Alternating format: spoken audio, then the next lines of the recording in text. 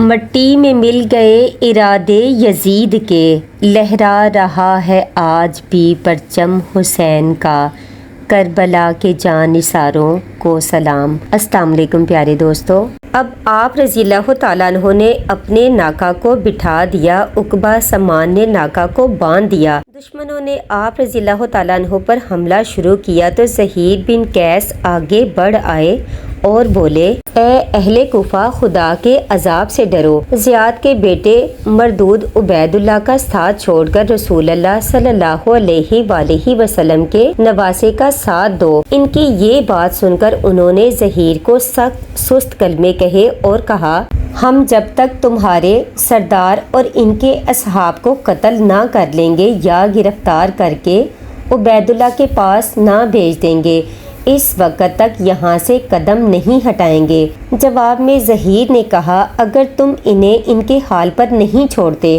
تو معاملہ یزید کی رائے پر چھوڑ دو، اس طرح بھی یزید تم سے خوش ہی ہوگا۔ یہ سن کر شمر ذی الجوشن نے ایک تیر زہیر کو مارا اور کہا، خاموش، خدا تیری بک بک کو بند کر دے، تو نے ہم لوگوں کا دماغ پریشان کر دیا۔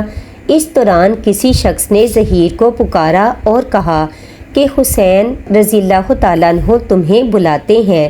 زہیر بن قیس واپس پلٹ گئے۔ اس کے بعد ابن سعد پھر حملہ کرنے کے لیے آگے بڑھا تو خر نے کہا، خدا تیرا بھلا کرے، کیا تو ان سے لڑے گا؟ عمر بن سعد نے کہا، ہاں لڑوں گا، اور ایسا لڑوں گا کہ سر اڑیں گے، ہاتھ قلم ہوں گے۔ خر نے یہ سن کر پوچھا، کیا تم ان کی باتوں میں سے کوئی بات بھی نہیں مانے گا؟ اس نے جواب دیا، اگر میرے اختیار میں ہوتا تو میں ضرور ایسا کرتا، لیکن تیرا امیر نہیں مانتا۔ اس کا جواب سن کر خر وہاں سے ہٹا اور حضرت امام حسین علیہ السلام کی طرف بڑھنے لگا۔ ابن سعد نے خیال کیا کہ حضرت امام حسین رضی اللہ تعالیٰ عنہ سے لڑنے کے لیے جا رہا ہے۔ خر بن یزید کی برادری کے ایک شخص نے پوچھا، اے ابن زید، تمہارا کیا ارادہ ہے؟ خر پہلے تو خاموش رہے، پھر کہا، میں اپنے دل میں سوچ رہا ہوں کہ دوزخ میں جانا چاہتا ہے یا بہشت میں، اور قسم ہے خدا کی، اگر میرے ٹکڑے کر دیے جائیں یا مجھے زندہ جلا دیا جائے تب بھی میں کسی شے کے لیے بہشت کو نہیں چھوڑوں گا۔ یہ کہہ کر خود نے گھوڑے کو ایڑی لگائی اور حضرت امام حسین رضی اللہ تعالیٰ عنہ کے قریب جا پہنچا، پھر عرض کی، یا ابن رسول اللہ صلی اللہ علیہ وآلہ وسلم، میں وہی شخص ہوں جس نے آپ رضی اللہ تعالیٰ عنہ کو واپس نہ جانے دیا، اس جگہ ٹھہرنے پر مجبور کیا۔ قسم ہے خدا کی، میں ہرگز یہ نہیں سمجھتا تھا کہ جتنی باتیں آپ رضی اللہ تعالیٰ عنہ ان لوگوں کے سامنے پیش کریں گے، یہ ان میں سے ایک بھی نہیں مانیں گے، اور نوبت یہاں تک پہنچ جائے گی۔ اگر مجھے معلوم ہوتا کہ یہ ہوگا تو کبھی آپ رضی اللہ تعالیٰ عنہ کو نہ روکتا، مجھ سے جو قصور ہو گیا۔ اب میں اپنی جان آپ رضی اللہ تعالیٰ عنہ کی نصرت میں فدا کرنے کے لیے آیا ہوں۔ یہ فرمائیے، کیا میری توبہ قبول ہوگی؟ آپ رضی اللہ تعالیٰ عنہ نے فرمایا، ہاں، تیری توبہ خدا قبول کرے گا اور تجھے بخش دے گا۔ تیرا نام خر ہے، یعنی آزاد، تو ہمیشہ آزاد رہے گا۔ یہ سن کر خر بن یزید ابن سعد اور اس کے لشکر کی طرف بڑھا اور کہا، خدا تمہیں تباہ کرے، تم نے انہیں بلایا اور جب وہ چلے آئے تو انہیں دشمن کے حوالے کر دیا۔ اپنے ارادے سے باز آ جاؤ، ورنہ خدا تمہیں روز محشر پیاسا رکھے گا۔ یہ سن کر ابن سعد کی فوج کے پیادوں نے خر پر تیر برسائے۔ ابن سعد نے بھی کمان میں تیر جوڑا اور خر پر چھوڑ دیا۔ یہ بچ گئے اور واپس حضرت امام حسین رضی اللہ تعالیٰ عنہ کے لشکر کی طرف پلٹ آئے۔ اب ابن سعد کے لشکر میں سے دو نوجوان یسار اور سالم باہر نکلے اور مقابلے کے لیے پکارے۔ بنی علیم میں سے ایک شخص عبداللہ بن عمیر کلبی کوفے آئے ہوئے تھے، ان کی بیوی ام وہب بھی ان کے ساتھ تھی۔ ایک جگہ انہیں ایک لشکر نظر آیا، پوچھنے پر معلوم ہوا یہ حضرت امام حسین رضی اللہ تعالیٰ عنہ کے مقابلے کے لیے جاتا ہے۔ ان پر جہاد کا جذبہ غالب آیا۔ رات اپنی بیوی سمیت میدان کربلا میں پہنچ گئے۔ یسار اور سالم نے جو مقابلے کے لیے للکارا تو یہ ان کے مقابلے کے لیے نکلے۔ حضرت امام حسین رضی اللہ تعالیٰ عنہ سے اجازت لی تو انہوں نے ان سے ان کا نام پوچھا۔ اپنا نام اور قبیلے کا نام بتانے کے بعد اجازت لے کر وہ ان دونوں کے مقابلے میں آئے۔ انہوں نے جاتے ہی تلوار کا ایک ہاتھ سالم کو مارا، وہ ٹھنڈا ہو گیا، ابھی مڑے نہیں تھے کہ یسار نے ان پر حملہ کیا۔ انہوں نے اس کا وار بائیں ہاتھ پر روکا، اس ہاتھ کی انگلیاں تلوار سے اڑ گئیں۔ اس کے بعد انہوں نے مڑ کر اس پر بھی وار کیا اور اسے بھی قتل کر دیا۔ حضرت امام حسین رضی اللہ تعالیٰ عنہ نے ان کے لیے دعا فرمائی۔ ابن سعد کے لشکر کے دائیں طرف عمر بن حجاج تھا۔ اب وہ سارے رسالے کو لے کر آگے بڑھا۔ اصحاب حسین رضی اللہ تعالیٰ عنہ نے تیروں کی بارش کر کے ان کا منہ پھیر دیا۔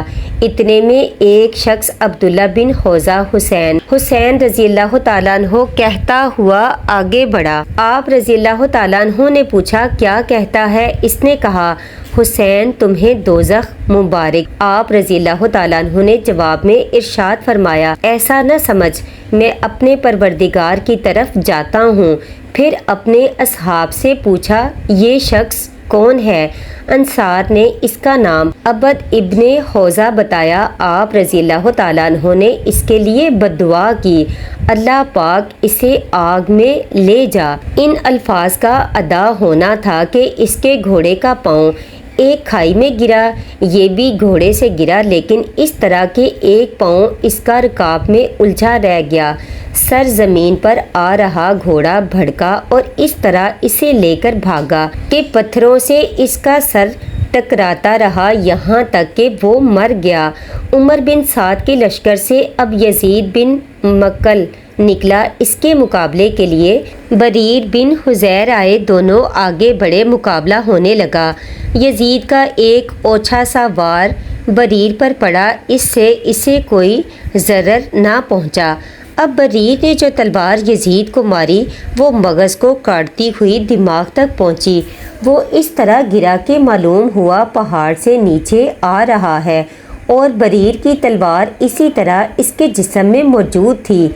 یہ اپنی تلوار کو اس کے جسم سے کھینچ رہے تھے کہ عمر بن سعد کے لشکر سے ایک شخص رضی بن منقذ ان سے لپٹ گیا۔ کچھ دیر دونوں میں کشتی ہوتی رہی۔ بریر اس کی چھاتی پر چڑھ بیٹھے تو رضی چلانے لگا بہادروں مدد کے لیے دوڑو۔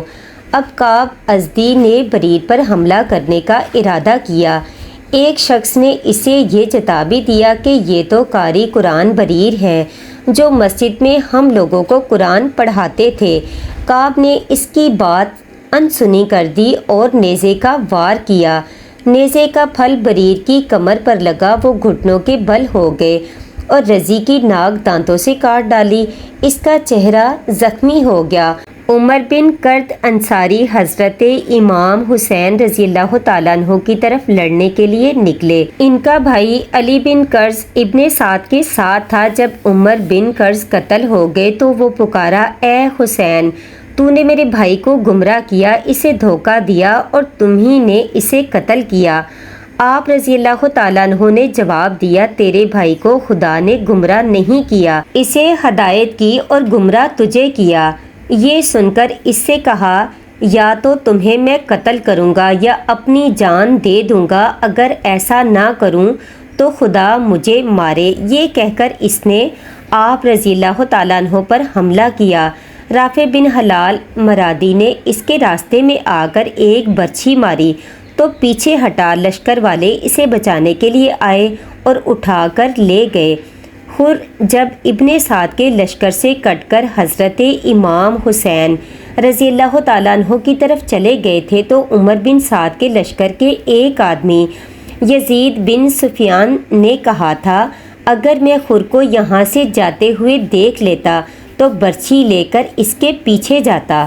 جب لڑائی ہونے لگی اور حر بڑھ بڑھ کر حملے کرنے لگے تو یہ شخص یزید بن سفیان ان کے سامنے آیا اور بولا مجھ سے لڑنا چاہتے ہو؟ حر بولے ہاں میں تجھ سے لڑوں گا۔ حر یہ کہہ کر اس کے مقابل آئے اور ایک ہی بار میں اس کا خاتمہ کر دیا۔ اب نافع بن حلال آگے بڑھے، ان کے مقابلے میں ابن سعد کی طرف سے مزاحم بن حریث آیا۔ نافع نے ایک ہی وار میں اس کا کام تمام کر دیا۔ یہ دیکھ کر عمر بن حجاج پکارا، اے احمقو، اے اہل کوفہ، تم نہیں جانتے کہ کس سے لڑ رہے؟ یہ وہ لوگ ہیں جو مرنے پر آمادہ ہیں، ایک ایک کر کے ان سے نہ لڑو، یہ تھوڑے سے لوگ ہیں، تھوڑی دیر میں ختم ہو جائیں گے۔ خدا کی قسم اگر انہیں پتھر اٹھا کر مارو تو سب کو قتل کر سکتے ہو۔ ابن سعد نے اس کی بات سن کر کہا، تو سچ کہتا ہے، یہی رائے ٹھیک ہے۔ پھر لوگوں کو ہدایت کر دی کہ ایک ایک کر کے نہ لڑیں۔ اس کے بعد عمر بن حجاج نے فرات کی طرف سے حملہ کیا۔ کچھ دیر تک جنگ ہوتی رہی۔ عمر بن حجاج جب حملہ کر کے پلٹا اور غبار چھٹا تو حضرت امام حسین رضی اللہ تعالیٰ عنہ کے ایک ساتھی زمین پر پڑے تھے۔ حضرت امام حسین رضی اللہ تعالیٰ عنہ ان کے پاس آئے، ابھی کچھ جان باقی تھی۔ آپ رضی اللہ تعالیٰ عنہ نے فرمایا، خدا تم پر رحم کرے۔ حبیب ابن مظہر نے بھی قریب آ کر کہا، تمہارے قتل ہونے کا مجھے بڑا دکھ ہے، تمہیں جنت مبارک ہو۔ مسلم نے بہت آہستہ سے جواب دیا، خدا تمہیں بھی مبارک کرے۔ خدا تمہیں بھی مبارک کرے۔ تم سے میں یہ وصیت کرتا ہوں کہ اے ابن رسول اللہ صلی اللہ علیہ وآلہ وسلم پر جان دینا۔ حبیب بن مظہر نے کہا، خدا کی قسم میں ایسا ہی کروں گا۔ اس کے بعد ابن اوسجا نے رخلت فرمائی، یہ کربلا کے پہلے شہید ہیں۔ میرا حسین وہ ہے جس کو آسمان رویا ہے، جس کو زمین روئی، جس کو ملائکہ روئے، جس کو حیوان روئے۔ ہائے نہیں رو سکی تو اس کی بہنیں بھلا رو بھی کیسے سکتی تھی؟ بھائی کے قاتلوں نے رونے ہی نہیں دیا۔ سلام یا حسین۔ کربلا صرف ایک واقعہ ہی نہیں بلکہ ایک پیغام بھی ہے۔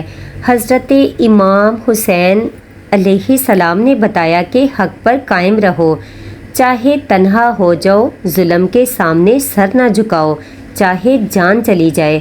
آج بھی جو باطل کے خلاف بولتا ہے وہی حسینی ہے۔ اسلام زندہ ہوتا ہے ہر کربلا کے بعد۔